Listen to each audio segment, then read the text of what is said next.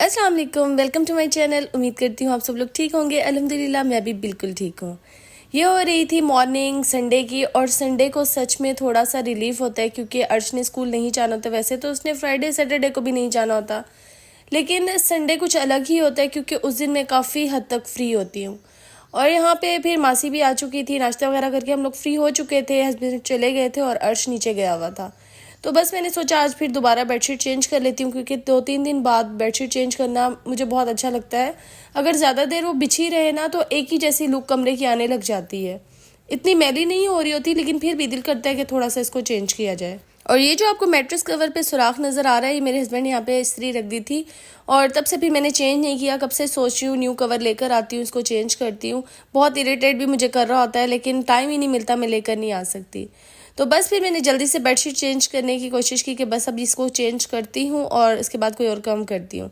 ये मेरे पास fitted bedsheet है और ये इतनी मुझे पसंद है ना। इससे पहले वाली जो बेडशीट थी सारा दिन उसको मैं ठीक करती रहती हूँ, लेकिन ये फिटेड बेडशीट आप सो के भी उठो ना तो वैसी की वैसी रहती है। मुझे ज़रूरत नहीं पड़ती वो 2-3 दिन जब मैं ये वाली बेडशीट बिछाती हूँ ना तो मेरी ज़िंदगी सही में सुकून में होती है। बस ये इसको आराम से बिछाना होता है, फिट भी बहुत जल्दी हो जाती है। कोई इसका हार्ड एंड फास्ट रूल नहीं है कि यहाँ से ठीक करो वहाँ से करो, बस इसको चारों कोनों से फिट करना और ये सेट। फिर मैंने ज़बरदस्ती अर्श को बुलाया कि आके नाश्ता कर ले। ये नाश्ते में इतना मुझे तंग करता है ना, वो जो स्कूल जाते हुए ये खाता है दलिया वगैरह, वो मुझे ज़्यादा बेहतर लगता है। इसको छुट्टी वाले दिन नाश्ता कराना बहुत ही बड़ा टास्क है मेरे लिए।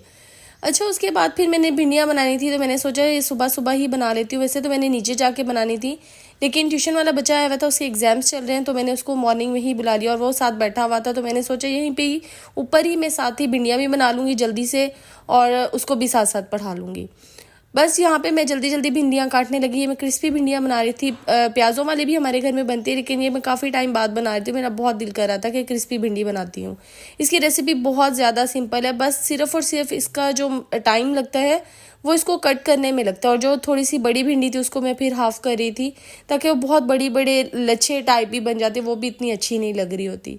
तो बस मैंने सोचा इसकी बस जल्दी से इसकी कटिंग करती हूँ। साथ साथ पहले मैं काट रही थी बारीक बारीक, लेकिन फिर मैं सोचा इसकी ये जो डंडी और दुम वगैरह है ये यहाँ से उतार के एक साथ सारी जमा कर लेती हूँ और उसके बाद काट लूँगी।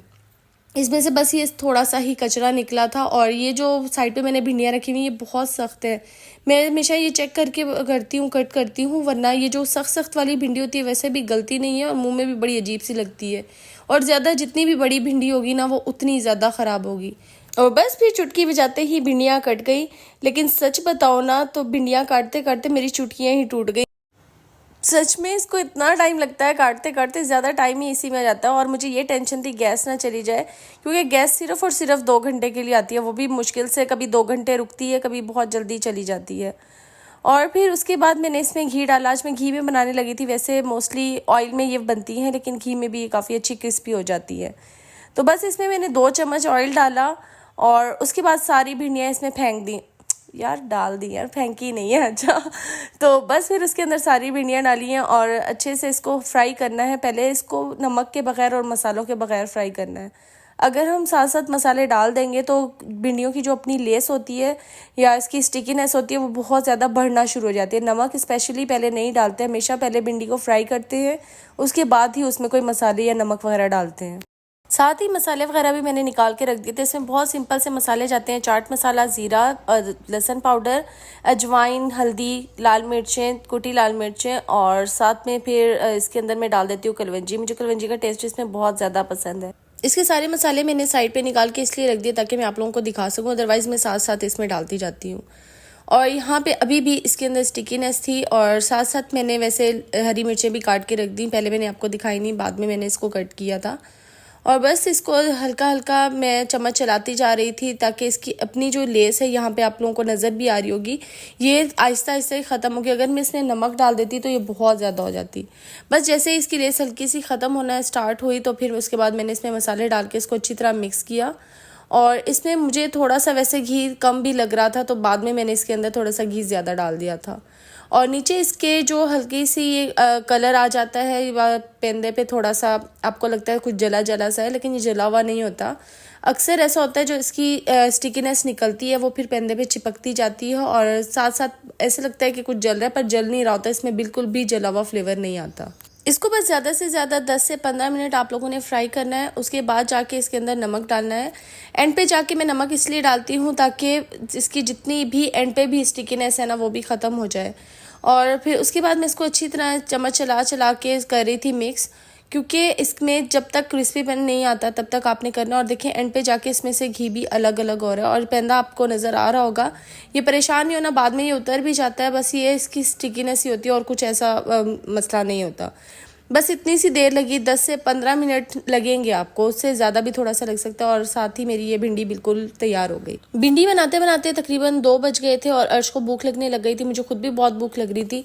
तो बस मुझे ख्याल आया कि चलो अब मैं जल्दी से बर्गर बना लेती हूँ। कल मैं बन लेकर आई हुई थी आइडियल मॉल वाला, जो अगर आपने व्लॉग देखा होगा उसमें आपने को नज़र आया होगा।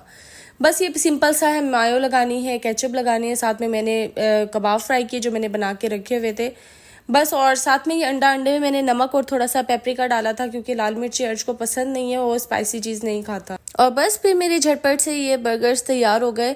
कोई इतना मुश्किल नहीं है, तो बहुत सिंपल है। अर्श को अक्सर ये मैं लंच में भी बना के दे देती हूँ और उसको ये बहुत ज़्यादा पसंद आता है। उसके बाद फिर मैंने सोचा चलो अब कुछ ना कुछ आउटिंग की जाए, तो मैं फिर अपनी फूफो के घर चली गई।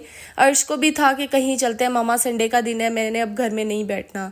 तो वैसे भी 2 दिन तो हम घूम ही चुके थे, लेकिन इसको संडे के दिन कहीं ना कहीं लाजमी जाना होता है। तो फिर मुझे ख्याल आया मेरी बहन भी जा रही थी फूफो के घर, तो मैंने कहा चलो चलते हैं। इसको मैंने फिर तैयार किया, खुद भी तैयार हुई और यहाँ पे तकरीबन 6 बजे का टाइम हो चुका था। और बाहर निकलते ही मुझे फाइनली जाते ही रिक्शा मिल गया ना, वरना यहाँ पे खड़ा होना पड़ता है। और ऐसा हुआ कुछ कि मैं थोड़ा सा रास्ता भूल गई थी, लेकिन मेरे बेटे को शुक्र है याद, तो उसने कहा मम्मा आप गलत गली का बता रही हैं, दूसरी वाली गली है। मुश्किल से 5 से 10 मिनट ही लगे और हम फूफो के घर पहुंच गए। और सच में जब से पेट्रोल महंगा हुआ है ना, किराए भी इतने ज्यादा बढ़ गए हैं, मुझे तो समझ नहीं आती होगा क्या इस मुल्क का। जैसे ही हम पहुंचे फूफो के घर, मगरिब का टाइम हो गया था। फिर मैंने और फूफो ने नमाज पढ़ी। इतनी देर में मामू चले गए थे चांद देखने के लिए। उन्होंने कहा मैं आप लोगों को बताता हूँ कि चांद नजर आया या नहीं। तो बस यहाँ पे हम लोगों ने जैसे ही नमाज पढ़ी, मामू की आवाज़ आ गई कि जिलहज का चांद नज़र आ गया। उन्होंने हम सबको मुबारक दी। आप सबको भी जिलहज की बहुत मुबारक हो। अल्लाह ताला हम सबको हज करने की तौफीक अता करें और जो हज करने गए हुए अल्लाह ताला उनका हज कबूल करें। आप सब लोग मेरे लिए लाजमी दुआ करिएगा कि अल्लाह ताला मुझे भी हज करने की बहुत जल्द तौफीक अता करें। अच्छा, नमाज पढ़ने के बाद फिर फूफो ने कुछ पकोड़े वगैरह और हलवा बनाया हुआ था, तो साथ साथ मैंने कहा फूफो मैं आपकी हेल्प करा देती हूँ फ्राई करने में। और हमारी ये जो फूफो है इनके साथ हमारी इतनी अच्छी बॉन्डिंग है, कभी लगता ही नहीं है ये हमारी फूफो है, हमसे बड़ी हैं, हमेशा लगता है हमारी दोस्त हैं या हमारी ही एज की हैं, कभी उनमें और हमारे में कोई फ़र्क नहीं है। और इसके अलावा एक और छोटी फूफो है, उनके साथ भी हमारा बिल्कुल ऐसा ही सीन है। तो बस यहाँ पे उन्होंने जल्दी से चाय वगैरह डाली और बाकी सब कुछ भी सर्व किया और हम लोग यहाँ पे बैठ के बातें भी कर रहे थे और खा पी भी रहे थे। उन्होंने बहुत जल्दी बहुत कुछ कर दिया। और ये हलवा तो मेरी बहन की फरमाइश पे उन्होंने बनाया हुआ था, बहुत मज़े का था। और साथ साथ हम लोग बातें कर रहे थे, बस फिर जाने का टाइम आ गया। काफ़ी देर हो गई थी, हमें था कि अब इन ड्राइव मिलेगी नहीं, तो जल्दी से हम लोग घर चले जाते। और सुबह अर्श ने भी स्कूल जाना था, अर्श को मुझे घर जाके खाना भी देना था, उसका यूनिफॉर्म वगैरह भी धोना था। बस उसी चक्कर में मुझे था कि बस जल्दी से मैं पहुँच जाऊँ। और इन ड्राइव भी शुक्र है आ गए थे। इन ड्राइव का हमने रिक्शा मंगवाया था। बच्चे इतने खुश होते हैं रिक्शा देख देख के, मुझे अपना बचपन याद आता है, हम लोग भी ऐसे ही खुश हुआ करते थे। तो बस मेरा व्लॉग इतना सा था, छोटा सा आज मैंने व्लॉग बनाया। उम्मीद करती हूँ आप लोगों को अच्छा लगा होगा। अगर अच्छा लगा तो लाजमी लाइक करिएगा और कमेंट में आप लोगों के देखती हूँ, लेकिन आप लोग नहीं कर रहे होते, मुझे पढ़ना बहुत अच्छा लगता है। आप लोग लाजमी कमेंट किया करें और रिप्लाई भी मैं इंशाल्लाह ज़रूर करूँगी। बस मिलती हूँ मैं आपसे न्यू व्लॉग में, तब तक के लिए अल्लाह हाफिज़। अपना बहुत सारा ख्याल रखिएगा।